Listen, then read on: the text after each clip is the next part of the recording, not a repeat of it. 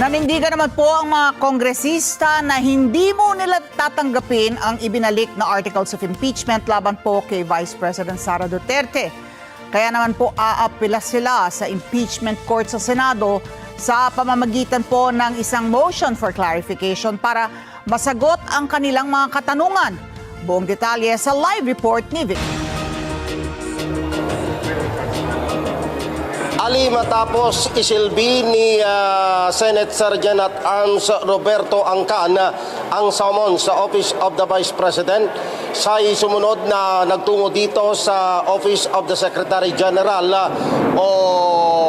para dalhin ang ibinabalik na article of impeachment mula sa impeachment court. Pero ito ay hindi tinanggap ng Kamara dahil sa paninindigan ng House Prosecution Team na mayroong presumption of regularity ang kanilang ipinadalang impeachment complaint. Dahil dito, naniniwala ang prosecution team na kailangan ipaliwanag ng impeachment court ang dahilan ng kanilang desisyon na ibalik ito sa Kamara.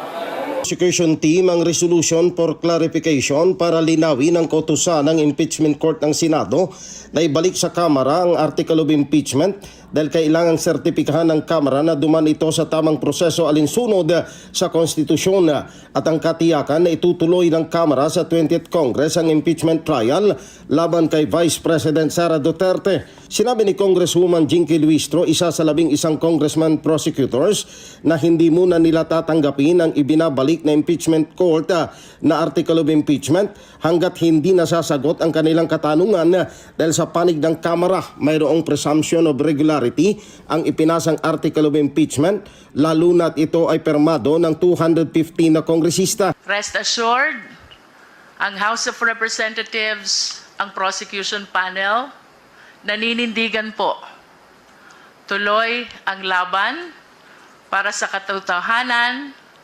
hustisya at pananagutan. Ayon kay Luistro, hindi masasagot ng prosecution team ang isa pang kautusan ng impeachment court kung handa ang 20th Congress na itutuloy ang impeachment trial dahil hindi pa umiiral ang bagong Kongreso. Inahayag naman ni Congressman Joel Chua na may tuturing na insulto at labag sa konstitusyon ang desisyon ng Senado na ibalik sa Kamara ang article of impeachment. Iginit ni Chua, malinaw ang probisyon ng konstitusyon ng Kamara ang may kapangyarihan na maghain ng impeachment case sa isang impeachable official at ang Senado ang tatayong hukom. Binigyang diin ni Chua ang papel ng impeachment court ay desisyonan ng impeachment case kung guilty or not guilty ang defendant at hindi para questionin ang legalidad nito dahil ito ay trabaho ng defense panel. Kaya nga po parang lumalabas po dito sila na rin ang nag-aabogado sa ating Vice Presidente. How do you feel about that?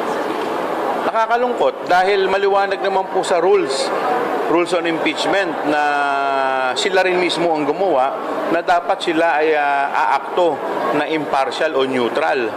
Pero ngayon po parang hinaharang po nila ang demokrasya po dito sa ating bansa.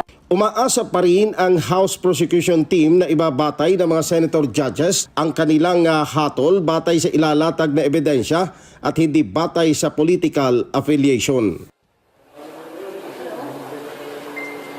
Alin, naninindigan din ang prosecution team ng Kamara na hindi nila aamyendahan ang ipinadalang article of impeachment sa Senado dahil nga doon sa kanilang paninindigan na mayroon itong presumption of regularity at naayon sa proseso ng konstitusyon. Balik sa inyo, Ali.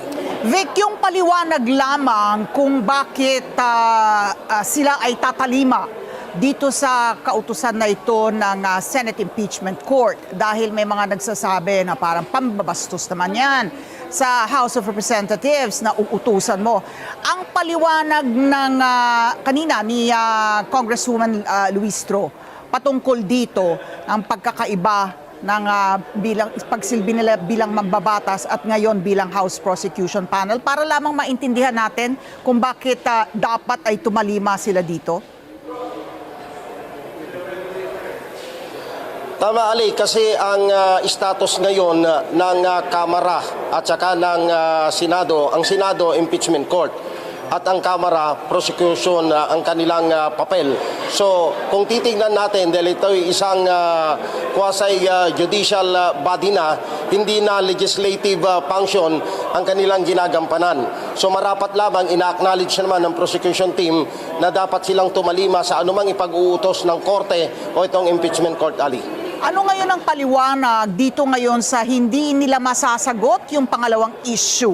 At ano ang mangyayari kung hindi nga nila masagot yung pangalawang issue na paano maiko-commit yung 20th Congress which has yet to convene sa huling linggo ng Hulyo? Ang sabi ni Congresswoman Luis Tro na isang trial lawyer ay premature dahil hindi pa umiiral ang 20th Congress. Kaya sa ngayon, hindi nila masasagot yon.